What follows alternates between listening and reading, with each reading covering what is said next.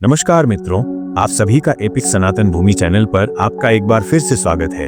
आज की कहानी ओडिशा के पश्चिमी हिस्से में स्थित एक छोटा सा गांव रामगढ़, जहां एक घना और डरावना जंगल था, पिशाचिनी जंगल। कहा जाता था कि इस जंगल में जो भी गया वो कभी जिंदा वापस नहीं लौटा। गाँव वालों का मानना था कि इस जंगल पर एक प्राचीन अघोरी के श्राप का साया है और वहाँ बुरी आत्माएं भटकती हैं। हाँ, जाने से पहले अगर आप सभी को मेरा वीडियो पसंद आए जरूर सब्सक्राइब, लाइक, शेयर करना ना भूलें। इस वीडियो के बारे में आपका क्या राय है जरूर कमेंट करें, आपका इंतजार रहेगा। अर्जुन, जो गांव का एक निडर लड़का था, इन कहानियों को केवल अंधविश्वास मानता था। लेकिन एक दिन उसके दोस्त विक्रम ने जंगल में किसी परछाई को देखने का दावा किया। अर्जुन को लगा कि ये सिर्फ डर की वजह से हुआ होगा, लेकिन जब गांव के बुजुर्गों ने विक्रम की बात को सच माना और जंगल में न जाने की चेतावनी दी तो अर्जुन का शक गहरा हो गया। उसे रहस्य का पर्दाफाश करना था, लेकिन ये जिज्ञासा उसे ऐसी भयावह सच्चाई के करीब ले जाएगी जिसका सामना उसने कभी सपने में भी नहीं किया था। अर्जुन ने विक्रम और सूरज को साथ लिया और देर रात जंगल में जाने का फैसला किया। तीनों हाथ में टॉर्च लेकर उस काले डरावने जंगल की ओर बढ़ने लगे। चारों ओर सिर्फ झींगुरों की आवाज थी और ठंडी हवा के झोंके पेड़ों को हिला रहे थे। जैसे ही वे जंगल के अंदर पहुंचे, उन्हें लगा जैसे चारों ओर की आवाजें अचानक थम गई हों। अर्जुन ने टॉर्च घुमाई तो एक पेड़ के पीछे कोई परछाई दिखी। कौन है वहाँ? उसने आवाज लगाई। कोई जवाब नहीं आया, लेकिन टहनियां चरमराने की आवाजें सुनाई देने लगी। आगे बढ़ते ही उन्हें एक टूटी हुई झोपड़ी मिली जिसके चारों ओर राख और अधजली खोपड़ियां पड़ी थी। सूरज घबराकर बोला, यहाँ कुछ अजीब है अर्जुन, हमें लौट चलना चाहिए। लेकिन अर्जुन ने झोपड़ी के अंदर जाने की ठानी। अंदर अंधेरा था और वहाँ एक सड़े हुए मांस की भयंकर गंध आ रही थी। तभी अचानक एक जोरदार आवाज हुई, तुम्हें नहीं आना चाहिए था। अर्जुन ने घबराकर चारों ओर देखा, लेकिन कोई नहीं था। तभी उन्हें झोपड़ी के कोने में एक पुरानी किताब मिली जिस पर खून के धब्बे थे। किताब के पन्ने पलटते ही उन्हें वहां अजीबोगरीब चित्र और मंत्र लिखे मिले। तभी झोपड़ी के बाहर किसी के चलने की आवाज आई। जब अर्जुन ने बाहर झांका तो एक बूढ़ा अघोरी वहां खड़ा था। उसकी आंखें बिल्कुल सफेद थीं और उसने अर्जुन को देखते ही कहा, तुमने जंगल को जागृत कर दिया है, अब तुम बच नहीं पाओगे। अर्जुन ने डरते डरते पूछा, ये जंगल इतना भयानक क्यों है? अघोरी बोला, ये जंगल एक श्राप से बंधा है। सदियों पहले एक तांत्रिक ने यहाँ तंत्र विद्या का दुरुपयोग किया था और उसकी अधूरी साधना ने इस जगह को नरक बना दिया। यहाँ पिशाचिनी राज करती है जो तुम्हारी आत्मा को अपना भोजन बना सकती है। अर्जुन और उसके दोस्त भागकर गांव लौट आए, लेकिन अब हर रात अर्जुन को अजीब सपने आने लगे। कभी वो खुद को जंगल में अकेला पाता, कभी वही बूढ़ा अघोरी उसे बुलाता। एक रात अर्जुन को लगा कि उसके कमरे में कोई खड़ा है। जब उसने लाइट जलाई तो सामने वही खौफनाक परछाई थी जिसकी आंखें लाल जल रही थीं। अर्जुन ने चीखने की कोशिश की, लेकिन उसकी आवाज जैसे गले में ही अटक गई हो। परछाई धीरे धीरे उसके करीब आने लगी। अर्जुन ने किसी तरह हिम्मत जुटाकर मंत्र बोलना शुरू किया जो उसने अघोरी की किताब में पढ़ा था। परछाई धीरे धीरे धुआं बनकर गायब हो गई। अब अर्जुन को यकीन हो गया कि ये सब सच है और उसे इस रहस्य का अंत करना ही होगा। अर्जुन ने अगले दिन फिर से जंगल में जाने की ठानी। इस बार वो अकेला था और सीधा जंगल के सबसे खतरनाक हिस्से काली गुफा की ओर बढ़ा। इस गुफा के बारे में कहा जाता था कि यहाँ से अजीब चीखें सुनाई देती थीं और अंदर जाने वाले कभी वापस नहीं आते थे। गुफा के बाहर पहुंचते ही अर्जुन ने देखा कि अंदर से हल्की लाल रोशनी आ रही थी। जैसे ही वो अंदर घुसा, उसकी सांसें तेज हो गईं। गुफा की दीवारों पर अजीब आकृतियां बनी हुई थीं और हर ओर खून के निशान थे। हरट हुए या छटपटाते हुए नींद चले गए। तभी गुफा के अंदर से किसी ने जोर से पुकारा, अर्जुन, तुम बच नहीं सकते। अर्जुन ने जैसे ही पीछे मुड़कर देखा, उसके ठीक सामने पिशाचिनी खड़ी थी। उसकी लंबी उंगलियां और काले फटे होंठ खून से सने थे। उसने अर्जुन को घूरते हुए कहा, तुम यहाँ क्यों आए हो? अर्जुन ने मंत्र पढ़ने शुरू किए, लेकिन इस बार पिशाचिनी हंस पड़ी। मंत्र काम नहीं करेंगे लड़के। अर्जुन ने हिम्मत दिखाते हुए अघोरी की दी हुई ताबीज निकाली और पिशाचिनी पर फेंकी। गुफा जोर से हिलने लगी और अंदर का माहौल डरावना हो गया। पिशाचिनी चीखती हुई गायब हो गई, लेकिन अर्जुन को एहसास हुआ कि ये अंत नहीं था। गांव लौटने के बाद अर्जुन को लगा कि सब ठीक हो गया है, लेकिन अघोरी ने उसे आखिरी बार चेतावनी दी थी, ये जंगल कभी नहीं मरता बेटा, ये इंतजार करता है, फिर लौटेगा नए रूप में, नए डर के साथ। अर्जुन अब भी हर रात दरवाजे पर दस्तक की आवाज सुनता है। कभी कभी उसे जंगल की दिशा से वही लाल आंखें दिखती हैं। अर्जुन को लगा कि गुफा में पिशाचिनी को हराने के बाद सब कुछ ठीक हो जाएगा, लेकिन उसे इस बात का अंदाजा नहीं था कि ये तो महज शुरुआत थी। जब वो गांव लौटा तो उसे लगातार ऐसा महसूस होने लगा जैसे कोई उसकी हर हरकत पर नजर रख रहा हो। रात होते ही उसके घर में अजीब घटनाएं होने लगी। भी खिड़की पर किसी की परछाई दिखती, कभी बिस्तर के नीचे किसी के सांस लेने की आवाज आती। अर्जुन अब इस शाप को पूरी तरह खत्म करना चाहता था।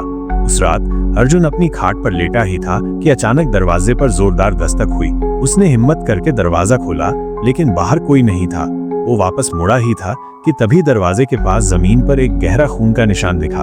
अर्जुन ने दरवाजा बंद कर दिया, लेकिन उसकी सांसें तेज हो चुकी थीं। वो जानता था कि पिशाचिनी अभी गई नहीं थी। अचानक कमरे में रखा आईना हिलने लगा। आईने में उसकी खुद की परछाई के पीछे एक अजीब साया दिखा। लंबे नाखून, लाल चमकती आंखें और मुंह से टपकता खून। अर्जुन के होश उड़ गए।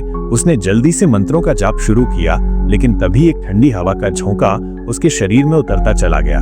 उसे महसूस हुआ जैसे उसके चारों ओर कोई अदृश्य शक्ति घूम रही हो। उसी वक्त अर्जुन ने फैसला किया कि अब उसे इस रहस्य को हमेशा के लिए खत्म करना ही होगा। अर्जुन अगली सुबह फिर से जंगल में गया और उसी झोपड़ी तक पहुंचा जहां उसने पहले अघोरी को देखा था। इस बार झोपड़ी टूटी हुई थी और अंदर सिर्फ राख बची थी। लेकिन तभी अर्जुन को जमीन पर एक पुराना कपड़ा मिला, जिस पर लिखा था, जब चांद पूरा होगा जंगल का असली राज खुलेगा, मुक्ति असंभव है। तभी पीछे से अघोरी की आवाज आई, तुमने जंगल को फिर से जगा दिया है अर्जुन। अर्जुन ने देखा कि अघोरी का चेहरा पहले से भी ज्यादा भयावह लग रहा था। उसकी आंखों में अजीब सा भय था। वो अर्जुन को घूरते हुए बोला, अगर तुमने इस जंगल के सबसे गहरे हिस्से मृत आत्मा कुंड में प्रवेश किया तो तुम्हारी आत्मा कभी लौटकर नहीं आएगी। लेकिन अर्जुन जिद पर अड़ा था। उसे अपनी सच्चाई जाननी थी। अर्जुन ने जंगल में गहराई तक जाना शुरू किया। पेड़ इतने घने थे कि सूरज की रोशनी भी अंदर नहीं पहुंच रही थी। अचानक उसे अपने पीछे किसी के चलने की आवाज सुनाई दी। उसने मुड़कर देखा, लेकिन वहां सिर्फ घना अंधेरा था। थोड़ी देर बाद अर्जुन मृत आत्मा कुंड पर पहुंचा। यह एक बड़ा काला पानी का तालाब था, जिसमें से सड़े मांस की गंध आ रही थी। अर्जुन ने झुककर उसमें झांका। तभी पानी में उसका प्रतिबिंब अचानक बदल गया। वो खुद नहीं, बल्कि एक भयानक पिशाचिनी उसे घूर रही थी। अर्जुन पीछे हटने ही वाला था कि पानी के अंदर से एक सफेद हाथ बाहर आया और उसकी टांग पकड़ ली।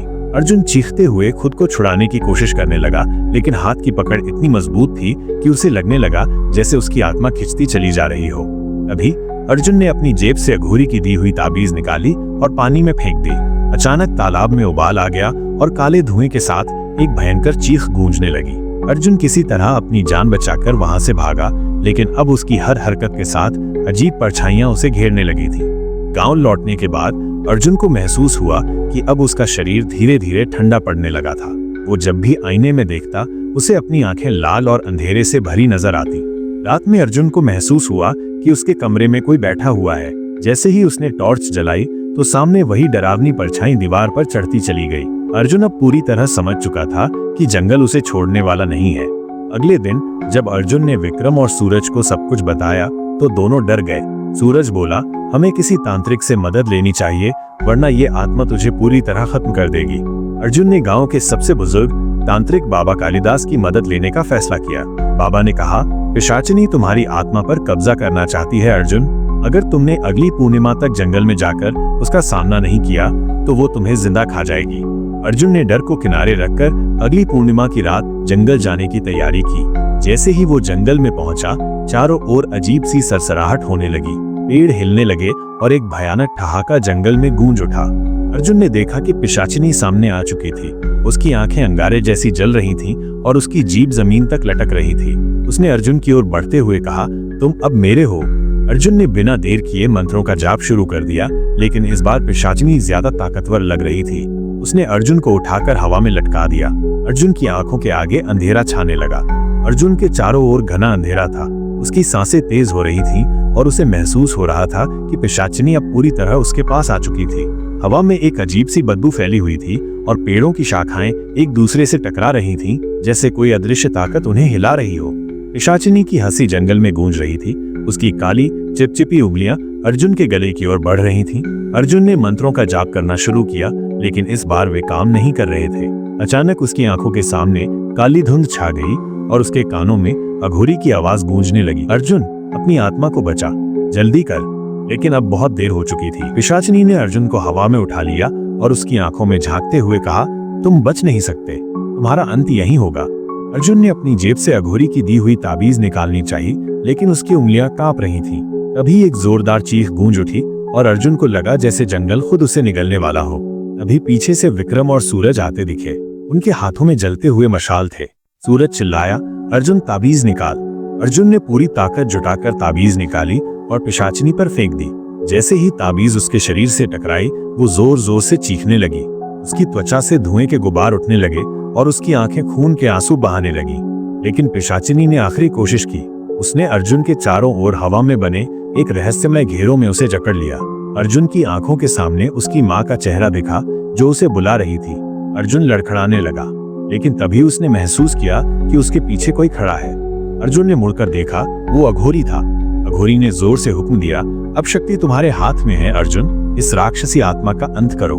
अर्जुन ने पूरी ताकत लगाकर पिशाचिनी के ऊपर मंत्र पढ़े और अचानक पूरा जंगल लाल रोशनी में नहा गया। पेड़ कांपने लगे, जमीन फटने लगी और पिशाचिनी तड़प तड़प कर एक काले धुएं में तब्दील हो गई।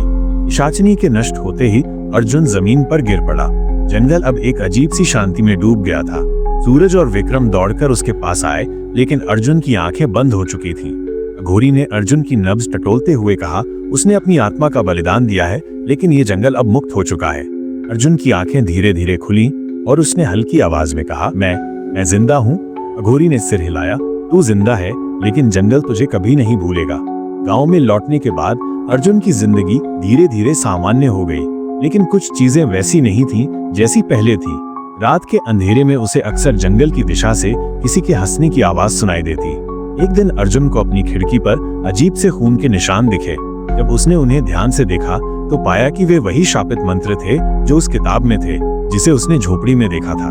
वो समझ गया कि जंगल अभी भी उसके पीछे है। पिशाचिनी शायद नष्ट हो गई थी, लेकिन उसका श्राप अब भी जिंदा था। रात में अर्जुन को फिर वही सपना आया। जंगल में एक परछाई उसे बुला रही थी। उसे महसूस हुआ कि यह अंत नहीं, बल्कि एक नई शुरुआत थी।